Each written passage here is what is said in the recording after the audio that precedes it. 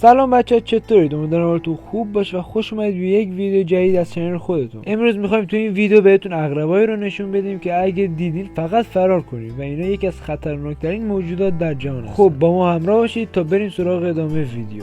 اولیش عقرب سرخ هندی. این عقرب‌ها معمولا در مناطق گرم سیری هند، پاکستان، سریلانکا و نپال هستند و در مناطق مختلف از جمله جنگل‌ها، مزارع و حتی مناطق مسکونی یافت می‌شوند. عقرب‌های سرخ هندی از بین تمام عقرب‌های جهان به عنوان خطرناکترین معروف هستند. این موجودات کوچک دارای سم قوی هستند که موقع نیش زدن اثرات جدی روی انسان‌ها وارد می‌کنند که باعث علائمی مانند حالت تهوع، بی‌حسی، تغییر رنگ پوست، فلج شدن همون نقطه و در موارد شدیدتر تخریب ریه و در نهایت مرگ می‌شود.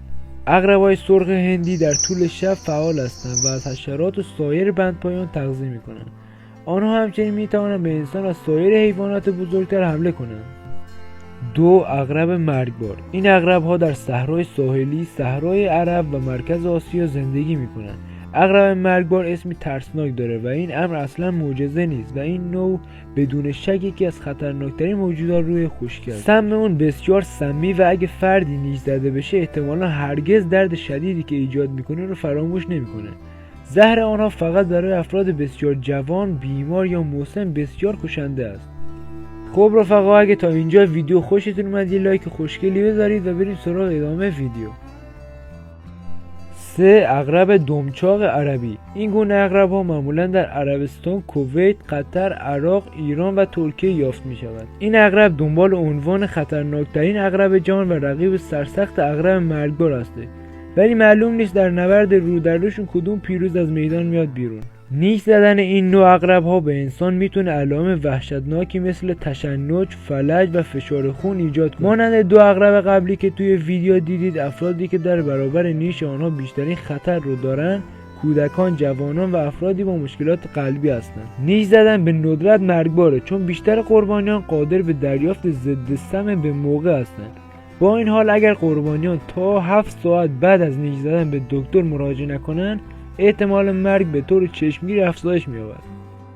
4. عقرب دمچاق زرد. عقرب دمچاق زرد که به نام عقرب دمکلفت آفریقای جنوبی نیز شناخته می‌شود، یکی از کشنده‌ترین عقرب‌های دنیا است. در شمال و غرب آفریقا و خاورمیانه یافت می‌شود. یکی از خطرناکترین گروه‌های عقرب در جهانه. اونها در سراسر مناطق نیمه خشک، خاورمیانه و آفریقا یافت می‌شود و طول آنها به 10 سانتیمتر هم می‌رسد. زهر بسیار قوی و خطرناک این حیوان به اندازه زهر مار سیاه مامبا کشنده است و به سرعت روی سیستم عصبی تاثیر می‌گذارد. این عقرب در طول روز می‌خوابد و به دور از روشنایی شکار خود را در شب تعقیب می‌کند.